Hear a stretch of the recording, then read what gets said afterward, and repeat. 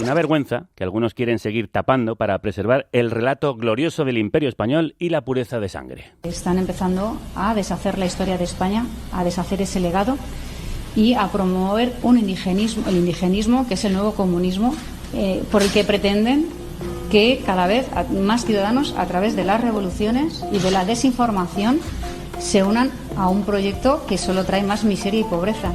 El indigenismo es el nuevo comunismo. Cágate, lorito.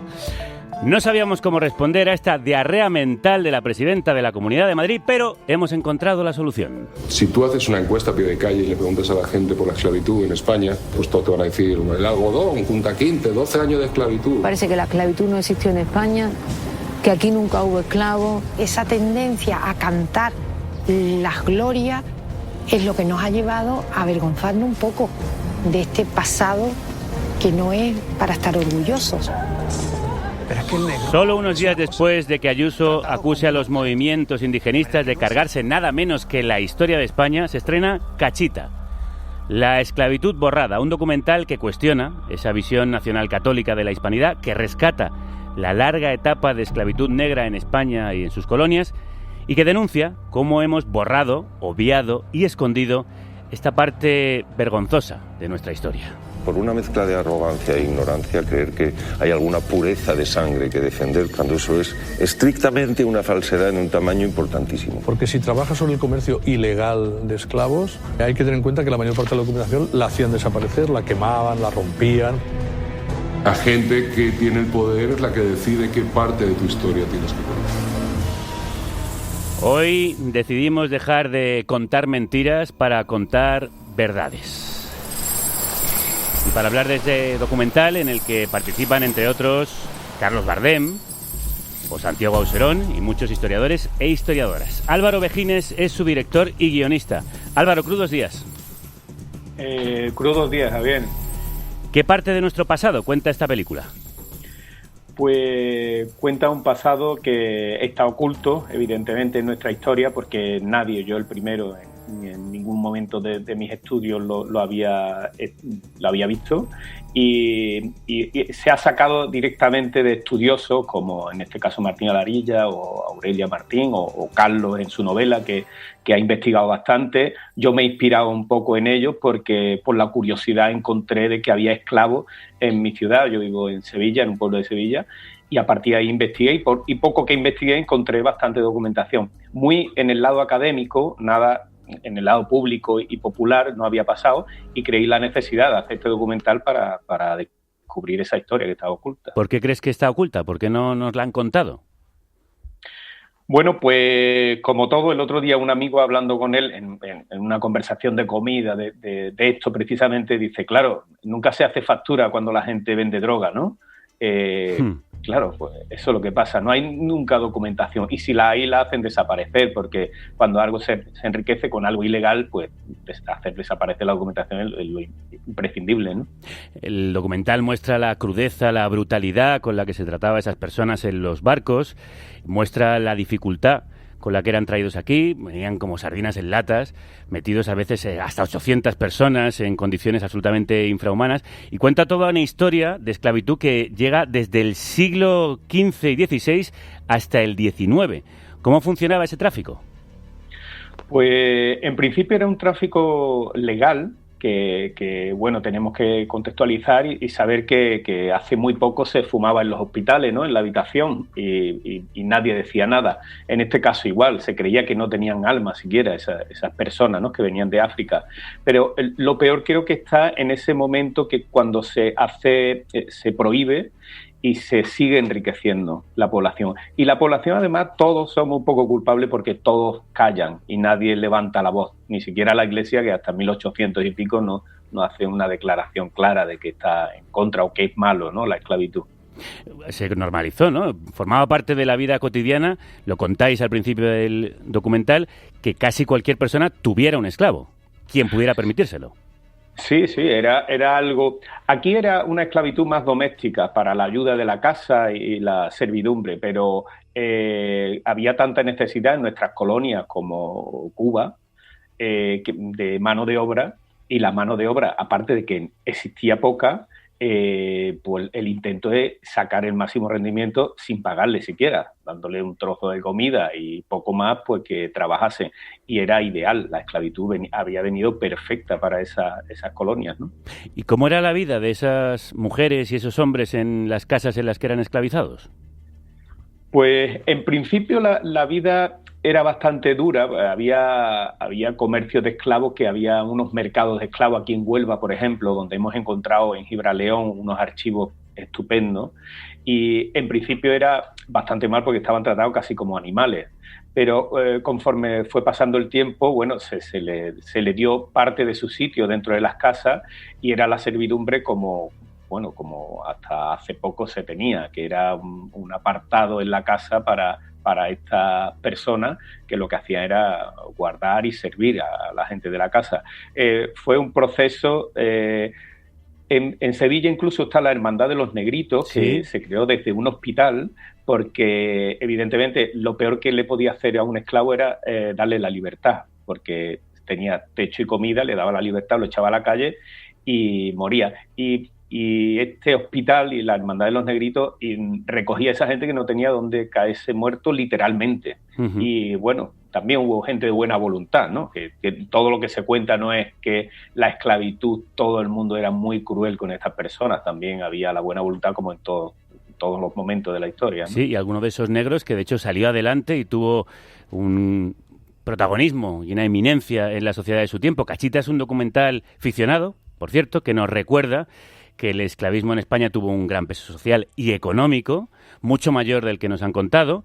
Lo hace a través de 3 historias. La de Pedro Blanco, uno de los mayores negreros de todos los tiempos, el protagonista de Mongo Blanco, la novela de Carlos Bardem. La de Cándida, la negra, que vivía hasta hace muy poco, como última esclava de Cádiz. Y la de Juan Latino. Juan Latino es uno de los personajes más fascinantes de la historia del mundo y probablemente de la historia universal, porque es un esclavo de origen negro africano, que no sabemos exactamente cómo llega a España, que pudo ser hijo de una mujer esclava que ya viviera aquí, y vivió en la casa de Gonzalo Fernández de Córdoba, que es el nieto del gran capitán y lleva el mismo nombre. Era esclavo, por tanto, de los duques de Sesa, que son los padres de Gonzalo Fernández de Córdoba, y que desde muy pequeño pues empieza a mostrar un interés por el conocimiento, por la sabiduría, una persona creativa, curiosa, inteligente, con talento. Que llegó a ser poeta, académico y profesor en la Universidad de Granada. Un personaje al que el propio Cervantes envidiaba. Juan Latino es un personaje fundamental en la historia de España, no solo porque ahora estemos recuperando su historia, sino porque es que Cervantes habla de él en la introducción del Quijote, en unos versos de pie cortado, en los que reconoce que Juan Latino, digamos, es más erudito que él porque es capaz de escribir en latín, mientras que él no. Personaje que aparece también en la obra de Lope de Vega. Lope de Vega, en La Dama Boba, habla también de Juan Latino y en concreto dice: no era tan blanco en Granada Juan Latino que la hija de un 24 enseñaba. Pero del que, sin embargo, apenas hemos oído hablar. A modo de experimento me dejaron estudiar y no encontraron lo que buscaban, porque todos creían que nunca podría saber tanto como un blanco. La cadena que más fuerte te ata es la de la ignorancia. Emilio Boale, actor español de origen ecuatoguineano, interpreta a Juan Latino en la película. Emilio, crudos días. Crudos días. ¿Conocías la historia de Juan? Con tanto detalle no lo conocía. Yo, hablando con Álvaro durante el proceso de preparación de la parte ficcionada, de esta parte ficcionada del documental, le comenté mi paso por la Compañía Nacional de Teatro Clásico y, claro, en dicha compañía se abordaban estos textos, ¿no? Lope, Calderón, Cervantes, y siempre se ha mentado, ¿no? El único conocimiento que tenía a ese respecto era la función teatral del Valiente Negro en Flandes, ¿no? Pero no conocía tan en profundidad a este personaje tan influyente, tan necesario dentro de lo que es ese siglo de oro, ¿no? Del que presumimos y, claro. y es válido, ¿no? ¿cómo no podemos conocer a un personaje que fue catedrático, que fue el primer profesor negro de la Universidad de Granada, que también fue pionero en el matrimonio interracial? Se casó con una mujer blanca de alta alcurnia y todo esto lo consiguió gracias a, bueno, pues a su inteligencia, a su talento y a su tesón. ¿Cómo no podemos conocer, cómo no conocíamos popularmente a Juan Latino? ¿Por qué? Bueno, pues todo forma parte de este trabajo y este proceso de invisibilización. De hecho, la esclavitud invisibilizada es una de las cosas más presentes durante todo el documental. Y bueno, realmente no interesaba, porque esto suponía pues un gran mazazo a toda esta estructura de poder y de intereses económicos que rodean lo que es la esclavitud. Evidentemente, una persona que se maneje al mismo nivel, incluso a un nivel más elevado que aquellos propios que le tienen esclavizado, es una figura muy incómoda. Se necesitaba silenciarlo, ¿no? Esto ha sido fundamental, y el problema es que sigue siendo fundamental, ¿no? Si no hay un abordaje, ni un estudio, ni una clarificación de todo este proceso pasado, entrecomillado, pues es muy difícil que esta realidad a día de hoy pueda ser modificada, o por lo menos tomada lo suficientemente en cuenta como para darse cuenta de que esta invisibilización, esta no presencia o esta presencia más o menos condicionada, se siga manteniendo. El problema siempre es el mismo, ¿no? Si no nos hacemos responsables de nuestro pasado, difícilmente tendremos un presente en condiciones, y ya no digamos la posibilidad de que el futuro pues esté muchísimo más estructurado, muchísimo más claro, y haya unos objetivos. El problema de todo esto es que evitamos un futuro esperanzador, un futuro lleno de referencias, un futuro con las posibilidades, un futuro lleno de humanismo. Eso es lo que se evita con el desconocimiento. Claro. Imagino que además tú hablas por experiencia propia, porque en muchos casos has sido un pionero también en nuestro país. Hasta 2021 fuiste el único actor negro nominado a un Goya, por ejemplo, entre otras muchas cosas en las que has sido el primero en este país. Bueno, vamos a seguir indagando en el origen... Perdón, sí. Y el primer bombero, y una de las que me siento, yo soy el primer bombero negro de España también. ¿Te sientes de alguna forma heredero de Juan Latino? Ojalá, quiero decir, sus circunstancias y las mías difieren por el tiempo, las dificultades, pero sí es cierto que teniendo referentes como Juan Latino, ya no solamente en mi caso, ¿no? Porque yo soy de Guinea Ecuatorial, yo he llegado aquí con un idioma que es la base fundamental del conocimiento y de la comunicación, ya sabido, en unas circunstancias favorables. Pues a mí esas circunstancias me han ayudado, ¿no? El problema de la invisibilización de la esclavitud o incluso de la negritud es este presente y este futuro que tienen muchos jóvenes, los argonautas de hoy en día, ¿no? Que hacen estas travesías tan enormes desde los lugares más recónditos de África para llegar hasta aquí, que se encuentran con la dificultad del idioma, con la dificultad de no conocer la cultura, y que aún así la presencia en muchos medios de comunicación es siempre la misma, ¿no? Es una situación, por así decirlo, vejatoria, una situación en la cual se les deshumaniza y se les criminaliza, ¿no? No hay más que escuchar día a día, ¿no? Todas estas declaraciones que hacen, ya sabemos quién es, acerca de la culpabilidad de los jóvenes, de los inmigrantes, que son los responsables, parece ser, de todos los desastres que acontecen. Cuando entonces, como ahora, muchas veces son la base de una economía que se sustenta y se levanta sobre sus hombros. Vamos a seguir indagando en el origen de esta obsesión por la pureza de sangre. Algo que diferencia a España y Portugal de otros países europeos, como Francia, como Gran Bretaña, como Holanda, es que en esos países que he dicho sí que han adoptado, digamos, unas políticas de memoria con impulso institucional, para intentar conocer y divulgar estos aspectos no demasiado agradables que forman parte de la historia, pero que forman igualmente parte de nuestra historia. Aquí en España, como en Portugal, parece que sea un tema como más complicado. Y mi hipótesis es que en parte esto tiene que ver con que algunas de esas familias siguen siendo todavía en la actualidad familias que están digamos, en la élite política o económica actual. El punto sobre la I pone Martín Rodrigo y Alarilla, profesor de Historia Contemporánea en la Universidad Pompeu y Fabra, experto en esclavismo catalán, autor de libros como Negreros y Esclavos o Indianos en Cataluña y una de las voces expertas en el documental del que os hablamos, Cachita. Martín, crudos días. Crudos días, Javier. ¿Quiénes son esas familias?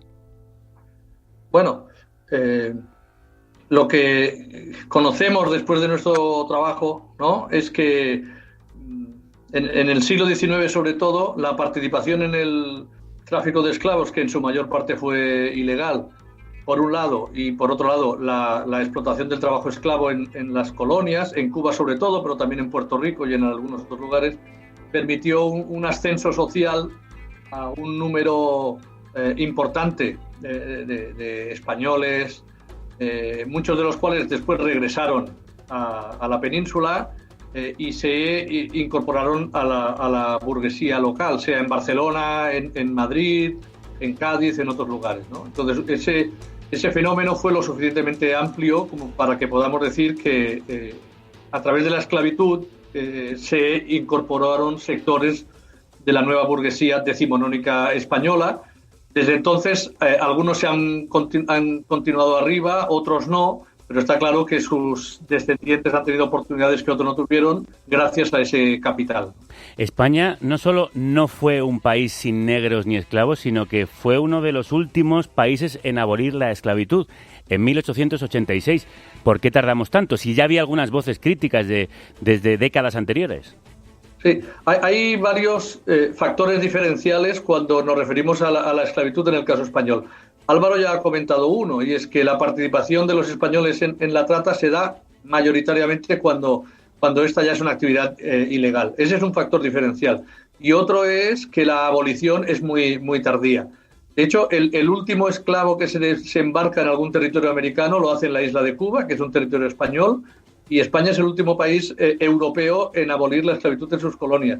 Pero es también un país en el que hay esclavitud doméstica hasta muy tarde, hasta 1837. Se da el hecho curioso, yo no sé si decir la paradoja, de que se abole la esclavitud antes en Jamaica o en Barbados, en el Caribe británico, en 1833, que no en la propia península en 1837. Claro, esa tardía abolición, bueno, se puede explicar, podemos decir a nivel de hipótesis, por un lado porque el movimiento abolicionista que existió, que hubo, era débil, pero por otro lado porque los defensores de la esclavitud, los partícipes de la trata, quienes enriquecían de la esclavitud, eran muchos y poderosos, estaban muy cercanos al poder político, e hicieron todo lo posible para retardarlo lo máximo posible, ¿no? Aunque se habría... Ahora mismo sabemos el contenido de las cartas que el marido de la reina madre, el padrastro de Isabel II y la propia madre de Isabel II cruzaban con sus apoderados en La Habana porque ellos estuvieron detrás del comercio de esclavos. Entonces, si empezamos por la propia, digamos, la familia de la reina, la familia real, la propia reina, quien fuera reina regente, pues podemos ver hacia abajo el volumen de aristócratas, de burgueses que participaron de este negocio. Sí, un negocio que floreció incluso cuando estaba internacionalmente ilegalizado y perseguido o vigilado. Tu investigación estima que solo entre 1820 y 1866 se importaron 500.000 de personas de África a Cuba como esclavos. ¿Cómo podía funcionar ese negocio negrero español a ese ritmo cuando Francia, Estados Unidos y sobre todo Gran Bretaña presionaba y vigilaba en los mares para pillar a los traficantes de esclavos? Bueno, España había firmado un tratado en 1817 que se debía haber empezado a aplicar completamente a partir de 1820-21, donde el tráfico pasaba a ser ilegal. El hecho de que haya más de 500.000, podemos hablar, cada vez sabemos más, pero seguramente estamos más cerca de los 600.000 desembarcados, lo cual quiere decir probablemente otros 100.000 que se han muerto en la travesía, tuvo mucho que ver con la complicidad de las autoridades y los funcionarios españoles que lo tenían que perseguir en Cuba, y también con que era una actividad que no solo tenía detrás a los grandes capitales que lo financiaban, sino si pensamos que hubo en ese tráfico ilegal aproximadamente 1.400 barcos y multiplicamos por el número de capitanes, de pilotos, de segundos pilotos, de marineros, de pajes, de cocineros, de contramaestres, de los que estaban en las costas de África, de los que estaban en las costas de Cuba o de Puerto Rico recibiendo los cargamentos, de los que miraban hacia otro lado, de los funcionarios que recibían un soborno para mirar hacia otro lado. El volumen de personas que participó era muy, muy amplio, ¿no? Entonces, si no, no se puede explicar que una actividad ilegal generase tal movimiento de personas. Claro. Álvaro, acaba de hacer una mención Martín sobre esos buques, y yo antes también lo he dicho, las condiciones infrahumanas en las que se viajaba. ¿Cómo era? ¿Cómo eran esos navíos y cómo llevaban a las personas? Pues la llevaban exactamente yo mirando diseños como dibujos. Era peor que animales incluso, porque hay otras cargas de animales que se llevaban incluso desde aquí, desde el puerto de Cádiz a América, y iban mejor equipados y mejor divididos que los esclavos. También en la parte cuando fue ilegal, la idea era ocultarlos, ¿no? Ocultarlos para que no lo pillasen, sobre todo los controles británicos en el océano, ¿no? Y lo tenían siempre en la parte de abajo, en una doble cámara que hacían debajo, y apilados de una manera que, como decía Martín antes, pues se preveía cuando se hacía un cargamento de esclavos que un porcentaje amplio, grande, moriría en la travesía, porque no podían resistir eso. O sea, los procesos de carga y descarga ya eran bastante complicados, por lo que he leído e investigué en África. Y cuando llegaban al sitio exactamente igual, con gente muy debilitada, y las cosas horrores que se leen, como que le quitaban los niños pequeños a las mujeres que parían dentro del barco, y lo partían, lo asaban y lo echaban para comer. O sea, cosas horrorosas de estas que no se saben si es verdad, pero bueno, están contadas también, y de estas que no te dejan dormir, que la lees de noche en una novela y te levantas por la mañana y sigue eso en la cabeza dándote vueltas, ¿no? El documental es muy prolijo en información, creo que es una buena introducción a este tema. Hace también una parada en la huella cultural borrada. Hay documentación del Consejo de Estado de Felipe III acusando a los negros de convertir en alegre las procesiones. Y las danzas de negros que hay en España, el zarabanda, el zarambeque, el teque, el lengue, el guineo, la chacona, el fandango. Danzas de negros que se hacían en España, y uno se sorprende cómo todos los que han teorizado sobre la historia del flamenco pongan a gitanos, pongan a moriscos, pongan a otros pueblos que han tenido que ver con esa historia, pero no pongan encima de la mesa al pueblo negro. El mismo compás flamenco, el 12x8, también proviene de los ritmos africanos. Álvaro, ¿qué otras marcas dejó la población negra en nuestra cultura que no reconocemos? Voy a contarles mi historia. Pues mucho afronegrismo que no nos damos cuenta y lo estamos hablando cada día, como eso, tango, chimpancé, tómbola, palabras que utilizamos cada día que nos creemos que es del vocabulario español, y no, y son exactamente como venían, ¿no? Sobre todo en el sonido. Y aparte hay muchas cosas ocultas que no podemos realmente ni saber, porque nosotros le hicimos una prueba genética a alguien que vivía en Gibraleón y llevaba toda su familia investigando en la parroquia desde cuando viene el nacimiento, pues se pierde, ¿no? Y es una persona que aún conserva en los genes su parte negra y africana, y que todo ello conllevará de ver de otra forma, porque eran gente que tenían otro estilo, otra genética incluso en nosotros, pero como no se ha estudiado, siempre se cuenta como si no te cuenta lo que es el mar, un día lo ves y no te das cuenta que has visto el mar. Pues con esto pasa igual, con la negritud. Creo que hay muchísimas cosas que tendremos que por los investigadores, y gracias a ellos llegaremos a ir viendo poco a poco todo lo que tenemos. Primero, el flamenco. Es verdad que hay una obsesión en España por el purismo.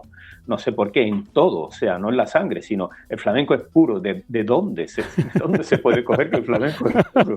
Pues, si también hay puro mestizaje, eso sí que es. Pues también hay puristas del flamenco, y le hablas de la negritud y de la influencia que ha tenido, y te dicen, no, pero eso no está realmente investigado, no, pero es que suena, es que está en el oído, o sea, que es que el compás es el mismo que hay allí. Eso es. Emilio, ¿tú crees que revisar nuestra historia es construir un relato maniqueo sobre la hispanidad y destruir la historia de España, como dice Ayuso? No creo, todo lo contrario. Creo que todos los ejemplos que se han puesto de todas las naciones europeas circundantes que han hecho o están haciendo el ejercicio de incluir dentro de su historia toda esta influencia que se ha tenido a lo largo de la historia, de las distintas culturas, de las distintas... Es un signo de madurez. El problema es si queremos madurar o si preferimos seguir siendo tutelados, ¿no? Yo creo que es uno de los grandes problemas que tenemos hoy en día. Hay quien se empeña en seguir tutelando no solamente la invisibilización o poner en relevancia según qué cuestiones, sino tutelar toda la vida política, la vida económica, la vida judicial. Una cierta incapacidad de reconocer que el resto somos adultos, que necesitamos como adultos saber la verdad, conocer la verdad para por lo menos poder proyectarnos hacia el futuro, ¿no? Insisto, el principal problema de todo esto es que es una manera de eliminar el futuro. No atendiendo al pasado, el presente pues es lo que es lo que vivimos, pero si anulamos la posibilidad del futuro estamos anulando todo. Es una cuestión de madurez, de ganas de conocer, y creo que la sociedad española está preparada, siempre ha estado preparada, independientemente de que desde el poder o desde esas jerarquías económicas, políticas, ideológicas, quisiesen tapar todo, ¿no? No creo yo que se abunda también, ¿no? El hecho de que el propio nieto de Gonzalo de Córdoba ayudase a un señor negro como Juan Latino a conseguir sus objetivos. Siempre ha habido gente que ha estado dispuesta, es decir, todos los que participamos en este documental, el propio Álvaro con el impulso, con las ganas y de contar esto, de la necesidad de contarlo, siempre ha habido gente que ha querido. Otra cosa ha sido la imposibilidad. Y esto nos lleva a otra última pregunta, a este intenso debate que hay sobre qué hacer con los símbolos y monumentos de la conquista y del esclavismo de las potencias europeas en América y África. En Cachita recuperáis el ejemplo de Antonio López, marqués de Comillas. El comercio de esclavos era una larga cadena de diferentes eslabones y la central es la del buque negrero con el capitán, pero este a su vez llevaba el cargamento a Cuba en un momento que era ilegal y tenía que entenderse con lo que llamaban el consignatario de la expedición. Era el que los recibía, los esperaba, los escondía y los vendía. Y eso es lo que hacía Antonio López, que luego sería establecido como primer marqués de Comillas. Su estatua ha sido derribada en Barcelona, pero en Madrid mantiene su calle. Martín, tú eres un gran conocedor de la figura de este empresario. Hiciste, de hecho, tu tesis sobre él. ¿Quién fue en realidad? ¿Qué nos contaron? ¿Y qué crees tú que hay que hacer con los símbolos que le representan? Bueno, claro, Antonio López fue una persona poliédrica como lo somos todos. Es una persona de familia pobre que emigró a Cuba y allí consiguió acumular una fortuna, no todavía una gran fortuna, pero sí lo suficientemente importante como para luego trasladarse a Barcelona, invertir esa fortuna y acrecentarla. En su momento llegó a ser el empresario más rico de su generación en Cataluña. Y claro, los cimientos de esa fortuna tienen que ver con el mundo de la esclavitud. No solo participó como consignatario de expediciones que venían de África, sino que él mismo fue propietario de ingenios de azúcar y de cafetales. Claro, pero él también fue el promotor de un par de bancos, de la compañía transatlántica, que era la principal naviera española, de tabacos de Filipinas, y esa pluralidad de dimensiones hace que para algunos sea eminentemente un negrero y para otros sea fundamentalmente pues un mecenas, un emprendedor, y ahí las diferentes propuestas sobre qué hacer. En este caso sí, la estatua fue derribada, pero fue por un acuerdo, digamos, municipal, por un acuerdo de quien tenía que hacerlo, no fue vandalizada ni mucho menos. Fue efectivamente un derribo oficial y municipal. Sí, en tiempos de la guerra, en el año 36, sí que fue, digamos, vandalizada, y la estatua original, que era de bronce, fue incluso fundida. La que había ahora no era la estatua original. Bueno, pues sobre este debate vamos a hablar con nuestro siguiente invitado, y antes despido a quienes están. No sé si querías añadir algo, Martín, que te he cortado. No, que tarde o temprano vamos a tener que abrir ese debate sobre las memorias de la esclavitud del comercio de esclavos, como han hecho nuestros países vecinos, porque España es un actor relevante en estas cuestiones y yo estoy convencido de que eso va a ser así. Hay muchas resistencias, se tardará más, pero se llegará. Pues nosotros vamos a llegar ya a ese debate, lo vamos a abrir hoy aquí, después de despedir a nuestros invitados de hoy, los protagonistas de Cachita, la esclavitud borrada, que estará en Movistar Plus, en Flixolé, en Filmin y No Ficción, el próximo 1 de octubre. Álvaro Vejines es su director, Emilio Buale es actor, interpreta el papel de Juan Latino, y Martín Rodrigo, historiador, también participa en él. Muchas gracias por estar hoy aquí y por contarnos esta historia oculta. Muchas gracias a vosotros. Adiós. Muchas gracias a vosotros por la oportunidad. Un abrazo muy fuerte y mucha suerte con la película. Un abrazo. Como os decía, seguimos ahondando en ese debate sobre los símbolos y monumentos que celebran hazañas y personajes hoy cuestionados. El historiador del arte y periodista Pello Riaño, al que ya entrevistamos por Las Olvidadas, ¿por qué el Prado olvida a las mujeres?, publica ahora Decapitados, una historia contra los monumentos a racistas, esclavistas e invasores. Con él ha estado hablando Manu Tomillo. Crudos días. Crudos días, Javier. ¿Qué te ha contado? Bueno, Riaño tiene muy claro por qué hay que retirar esos monumentos. Creo que los monumentos que se retiran por motivos de ofensa, ¿no? Lo que debería llevarnos a una reflexión sobre qué monumentos queremos tener en nuestro espacio público. Si hay una parte de la ciudadanía que se siente ofendida por la presencia y su memoria es ultrajada por ellos, por esos monumentos propagandísticos políticos de un determinado momento, creo que el debate está abierto, hay que consensuar con ese conflicto y dirimir si se retira o se mantiene, pero hay que debatirlo.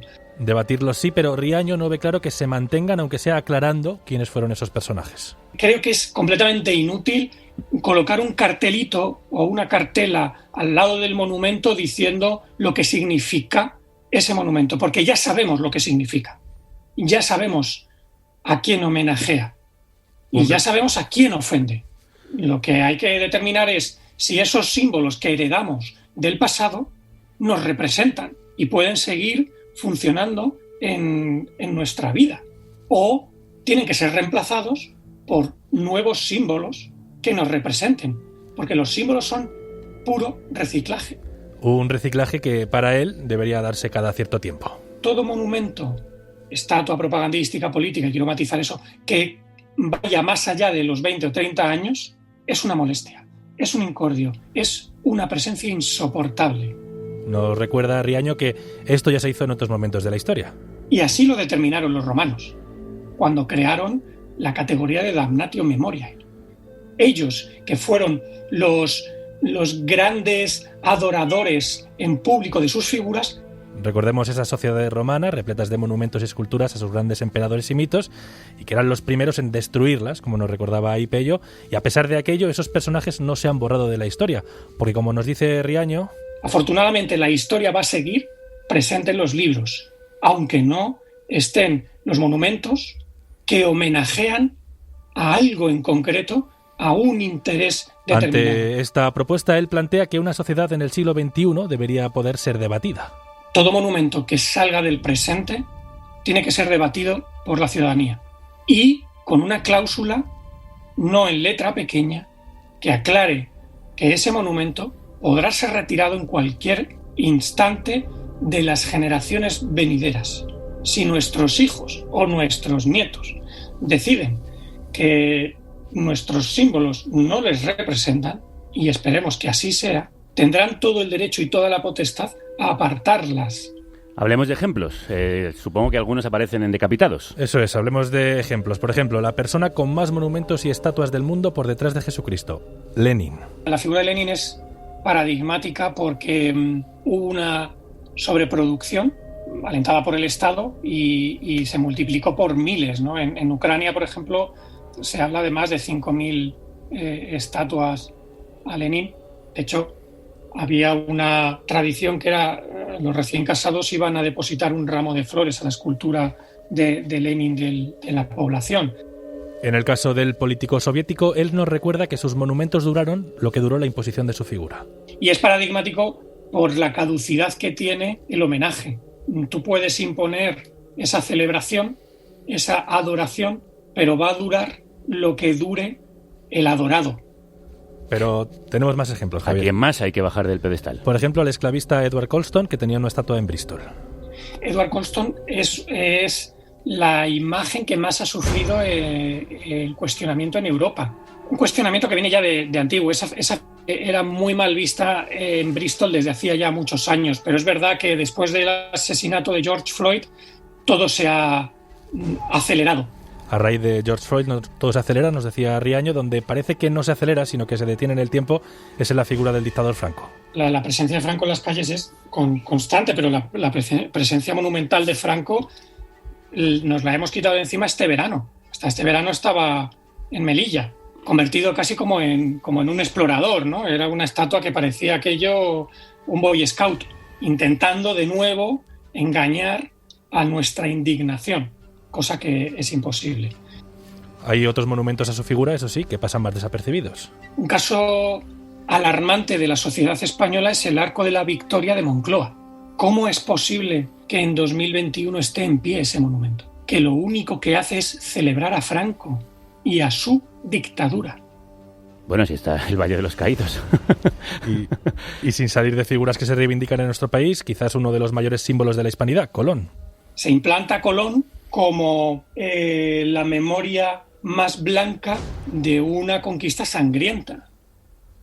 Porque en el caso del conquistador se produce un doble juego. Como dicen, ¿no? Desde la leyenda blanca, no tiene las manos manchadas de sangre. Y ese es el truco. Colocamos una imagen que a priori parece intachable y ya podemos estar homenajeando al imperio de por vida. Si seguimos mirando ejemplos de ilustres conquistadores con estatua, el caso de Hernán Cortés.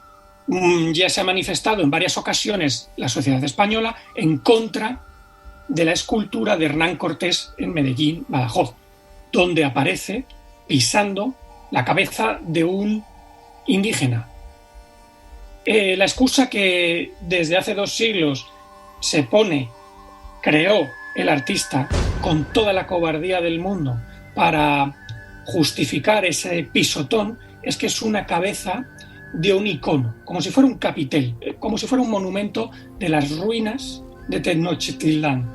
Para Pello Riaño hay un ejemplo muy reciente de cómo se puede cambiar la visión de estas estatuas polémicas, dotarlas de un nuevo significado, como la del militar chileno Manuel Badecano en la ya famosa y renombrada Plaza Dignidad, epicentro de las protestas del año pasado en el país latinoamericano. La mejor conservación de cualquier estatua es aquella que ha sido vandalizada. En el caso de Manuel Baquedano en Chile, que ha sido quemada, que ha sido pintada, que han hecho de todo con ella, el gobierno chileno decidió retirarla para restaurarla. Es un error, porque ese monumento cobró un nuevo significado ante la manifestación ciudadana, contra un símbolo del que se había apropiado el presidente, contra el que las movilizaciones se levantaron. Os recuerdo el título de este interesante libro que abre un debate que tenemos que afrontar. Decapitados, una historia contra los monumentos a racistas, esclavistas e invasores, publicado por Ediciones B y firmado por Pedro H. Riaño. Gracias, Manu. De nada, para eso estamos. Ahora Carne Cruda, diario. Solo si tú nos ayudas.